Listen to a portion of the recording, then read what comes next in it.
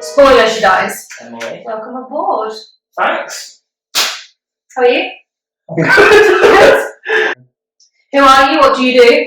I am an accountant. ASL, as the cool kids used to say. I thought the uncle kid said that. Do you remember what it means, though? Or predators. Yeah. Some people might recognise me from something else. Some might not. Some might not. I've got a YouTube channel where we get up to some shenanigans. We do some other stuff as well. We and do some like murder stuff. Mm-hmm. And we And have you've got the cave show. and we do some caving stuff, Mm-hmm. go in old mines and shit like that. And you do that with two other people. Two other criminals, Called Mark and Alex. Alexander. Okay. Mark David Lloyd and Alex David Harvey. So that's his name. I'll tell you it's David, but it's actually This is David. David I'm sure there's an I. with an accent on it. Because, he's Welsh, they're both Welsh. Al's dad's like either half or quarter, and Lloyd's dad's half.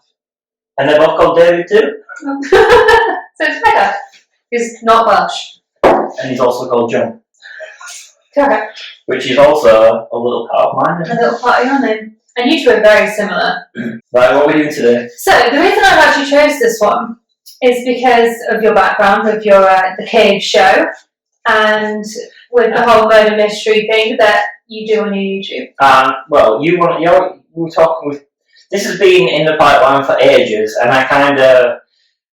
Okay, and I bought Amelia some mics for her birthday, so she could start her podcast journey into doing some really morbid stories. Well, the reason we wanted to do this, we seem to have like phone call conversations about things that we've heard or podcasts we've listened to or videos on YouTube, and we tend to get quite engrossed in them, don't we? Yeah, and I was like, you should start a podcast. You should start a podcast. This needs to go on a podcast. Because I think we kind of pick situations apart. I think we're quite similar in that way. Yeah, we're very skeptical. But very open-minded at the same time. Yeah, and very interested in. I don't know. I just really, really want to be proven wrong, Mm-hmm. and I want to see ghosts. Yeah. I want to see ghouls and goblins and all that shit, but I also know that exists. But I want it to exist. You want it to. So the podcast is going to predominantly be murder mystery, true crime. And you're going to do a bit of shit talking too. I don't want to badmouth anyone. Are you going to thrust us that for episode 1? Episode 1? I'm not. But today's story I have got from someone on YouTube. Someone that you and I both watch. And that I would say I'm a fan. I think he tells stories very well. Yeah. And it was the reason that I wanted to do today's podcast was because I enjoyed how he told the story. Yeah. But after then, because he put this big disclaimer that if you research this girl, you'll find a picture of her after she's deceased. Spoiler alert. Spoiler, she dies. It kind of spiraled into it not being 100% of the truth, what he was saying. That's not necessarily to say that he made it not true. It's more that maybe the information he was given was from a source that hadn't done a lot of research. And that's why I wanted to use it today on the podcast, because I find it really interesting looking into it. And I think you would find it quite interesting because we're quite similar. Do you agree? Yes, I agree. Okay. So we've all heard of Paris Catacombs. We have indeed. I should imagine you definitely have. I know a few people that have been down there. Mm-hmm. You've not been yourself? No, I don't think so. Not something you'd want? No. Okay. Not because I'm scared or anything, or all the stereotypical shit you'd think. It's just been overdone. Mm-hmm. Overdone, like Chernobyl. Yeah. Mm-hmm. Yeah, it's just overdone, and Sure. I would rather find somewhere like this, for example. Something that's untold. And like what interests me about this is, I mean, you told me that there was catacombs in Rome as well, which I didn't know, but I wasn't really surprised. But then there's ones in Ukraine, in Odessa. And I've never heard of them. And they're the biggest ones in the world. In the world. If you combine the ones in Paris and Rome together, and then times that by 2, it would be still less the size than the ones that are in Odessa. That's just crazy. And people get lost down the Paris ones, so you can imagine the extent of the ones in Ukraine, which is unfortunately what happened to the girl I'm going to tell you about. Right, today's story. Let's get into this. Bit of a background knowledge. The Odessa Catacombs, they span over 3 levels. Yeah. And they were used as mines initially in the 1800s to mine limestone. There's a lot of the buildings in the Ukraine that are made from limestone. So over the years, obviously it extended over 2,500 kilometres. It's absolutely huge. And once you've done one tunnel, they kind of just sprout off and start another one. So there's no routine of how they dig. Right, which so makes there's no grid. Exactly. Where you can work your way out. Exactly, which makes it even harder if you do get lost, because there's no, you can't think of, it's just kind of like winding. Yeah. One square would be attached to another. And I'll show you a photo after we're done. So yeah, some of it is underwater, some of it is absolutely freezing down there because you're on the 3rd level. Is it tunnels? Yeah. Oh, well, you see, that is confusing. It's so confusing. It's hard being in mind because the mines I've been in, they're very distinctive. You could start off down a tunnel and then you could get bigger, and then you go on, so you turn left, down through a little hole. Everything's very distinctive. There's no it's not like a maze. Yeah, no, it's like a labyrinth. Right. And then as the mines started getting bigger, obviously, as you can imagine, being underground in 3 levels, it's the perfect place for crimes to start happening. Is this after they're abandoned? Yeah. So they've closed them up, they've got all the limestone they needed, made masses and masses of tunnels, closed them all up, and then obviously people are still using them to dispose of bodies, commit crimes down there, smuggle things, the goods. The gear. The gear. And there's even, I was reading an article that they said that some of the Nazis took the Jews down there. What year did these start then? It just says 1800s. Right, so they're old. Yeah. Right, and back then they would not have really mapped it properly.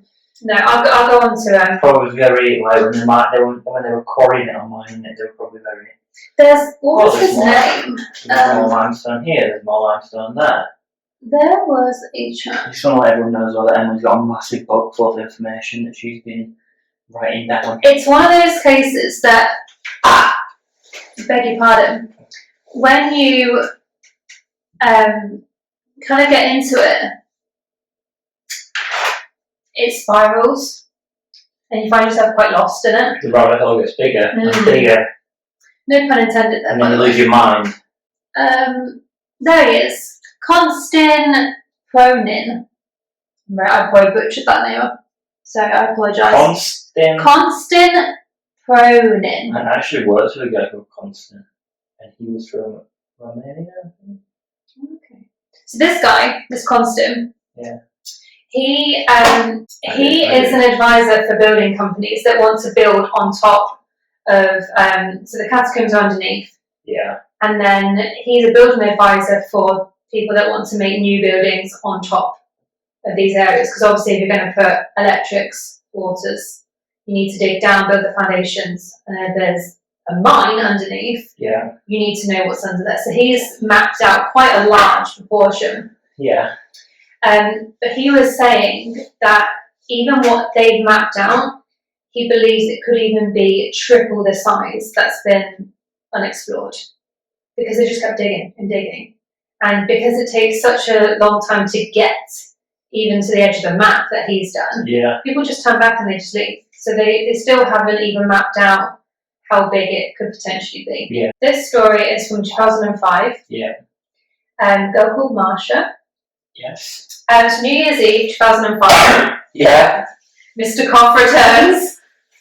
So 2005, Mesha and her friends are going to go and have a party. It's New Year's Eve. Yeah. And they're all in the same class at school. Yeah. And they've been planning this party for a good couple of weeks. A year. Maybe even a year. Right. Right. And they know that it's going to be a late one. So they've told each other's parents that, Mesha's staying at her best friend's house. Mesha's best friend's staying, so the parents won't get suspicious. They offer each other's backs. Exactly. Yeah. They were meeting up. So there was the school, then the schoolyard. They've got their alcohol. It's got their alcohol. So the map is, you've had the school, then a schoolyard, and then just outside the schoolyard there was an entrance, one of 1,000. Jesus. Exactly. Down into the catacombs. So there was 4 of them in the group. Yeah. And it's about 10 o'clock at night. They're all waiting for Mesha to arrive. And she was known for being a bit skittish and normally late. So it's 10 o'clock and they're all stood by waiting, and Mesha arrives. She's walking across the schoolyard. You can all see her. And they start the party. So throughout the night, they're drinking. They're boozing. They're boozing. They're boogieing. They're boogieing. Exactly. They're doing what teenagers would do when they've had some alcohol. Telling stories. They're edging each other into the cave a little bit more. By this point, obviously, it's open. They've opened it up. Yeah. And they're kind of daring each other to go in, and you've got to go down some steps. So they go down a couple and then run back up, sort of thing. So Mesha, it's about 11:30, and Mesha only lives maybe 10 minutes away from the school, so walking distance. She needs to go to the toilet. She's desperate. She's been holding it in for ages. But she doesn't want to go home because her parents don't know that she's been drinking, and by this point she's quite intoxicated. Just remember, kids, alcohol's a diuretic and it will make you. Although she needs a wee, and she doesn't want to tell her friends because she doesn't want them to start taking the mickey out of her. She doesn't want anyone to follow them. So she takes herself off and she goes down the steps and round the corner into the catacombs. Yeah.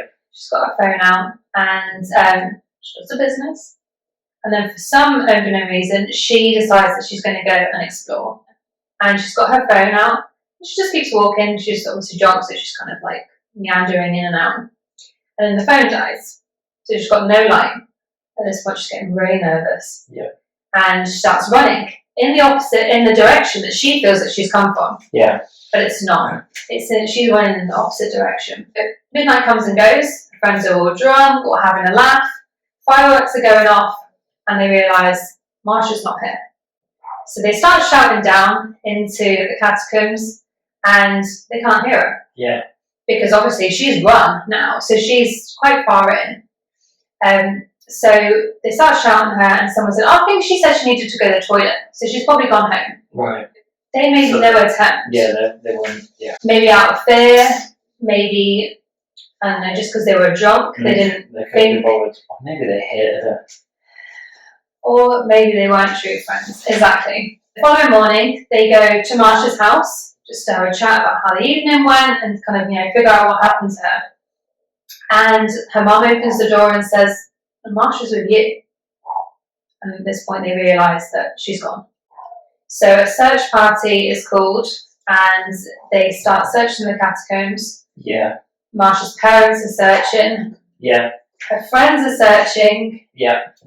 No one can find her. And after 3 days, they called off the search, which was very, very short in my eyes. But they figured if she's been walking, she could be so far in there. Well, yeah. That we're going to potentially put people at risk getting her back out. Yeah, that's fair.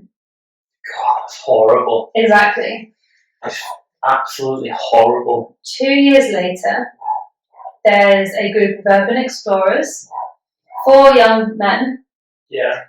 And they have apparently gone in and they found Mesha's body. These 4 lads, they didn't have a YouTube channel. It was more kind of documented for a blog. and through photos. Right. They've gone in just searching for a body because it's become apparent there's a body down here. And they find Mesha. Yeah. And she's kind of in the fetal position. And she's basically froze to death. Right. And disclaimer, if you do research this, you will find a picture. And it's not very nice. There's no warnings. Right. And the person has very clearly been down there a long time. Right. They're decomposing quite badly in the photo. Right.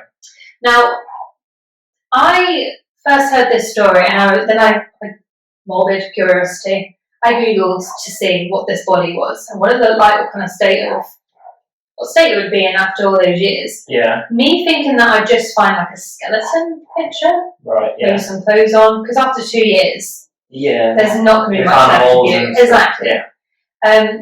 Now this body looks quite fresh, apart from obviously body fluids. But if it is cold down there, it's preserved. It will preserve. Exactly.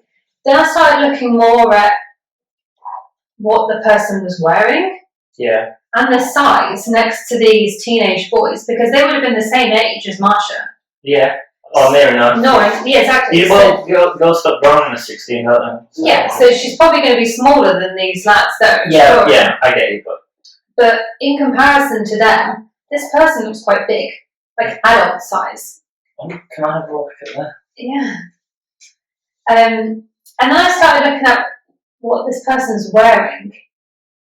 And considering it was New Year, and she's a girl, the outfit, I mean, she could have been a tomboy, but by looking at this, I think it's quite clear that that is not a teenage girl. This is where everyone clicks off the video and goes to Google Mesha's. Right, okay. Do you see what I mean? This is where it gets weird. Why I'm going to kind of end it here and not go too much into the next bit. Because it brings other people into the equation. Right, okay. A lot of new characters, so I don't want to confuse everyone. What are you doing? I'm going to do a two-parter, yeah. But what do you think? It's interesting that no one, because I've got my foot firmly in the water of knowing about, stuff like this. And I know a lot about, unsolved cases, murders, stuff like that. I'm quite clued up on all that shit. And I haven't heard of this, and I haven't heard of the Catacomb. This is very weird. Like most stuff I know about, and from watching stuff with me, I'm like, oh, I've been there. Mm-hmm. That's such and such. Yeah. When I was doing research around Mesha, because I wanted to start with a bit of her background and kind of, so you could Google her and find out what she was like before this horrible picture appeared of her on the internet. Yeah. I couldn't find anything. No news articles, no family name, no nothing. And this was 2005. Yeah. So the internet was around, it was established. My thing was that I found quite strange is being a parent, if my child was down there, no matter how long they fucking walked, yeah, I would be down there. You could start mapping it out yourself. You would. As a parent, you would be down there night and day. I would be camping down there. I would not leave until I came back with my child. Yeah. In part 2, I will tell you about how that body came to the surface and the strange details around those 4 lads that found Mesha. Exactly. Is one of them called Ian? For my KS? No, it wasn't Ian. Right. What about Chris? It wasn't Chris Stacey either. But I'll go into that in part 2. Part 1's over. Part 1 is done. Thank you for coming on in your little orange hat. Thank you for having me. You're welcome. Am I coming back with part 2? Well, you're going to have to, because otherwise I've got no one to explain the rest of the story to. Okay. Thank you for watching. Follow me on social media. I have Twitter. I have Instagram, YouTube. Like and subscribe.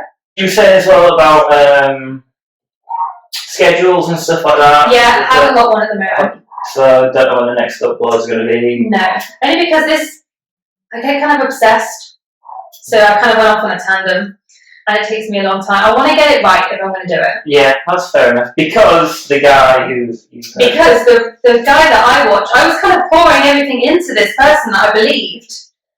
And it kind of makes me think now, all the stories he's told. That's the trouble with the internet. That's the trouble with the internet. People can go on YouTube and just watch a video and go, like, that is fact. But in his defence, he might have just been told that story and told that it was real, not done any research, and just slid it into a YouTube video, which is easily done. Yeah. I'm here to debunk it. I may have got some facts wrong. I've been researching this for weeks. And I've seen lots of different it's information. the best of what you found. Exactly. Yeah. I'm sorry if I butchered anyone's name or any information. There has not been any malice involved in anything we have said. If you have enjoyed, please do like and subscribe. You don't really like anything. The video for me. I guess. Right, we're going. Bye!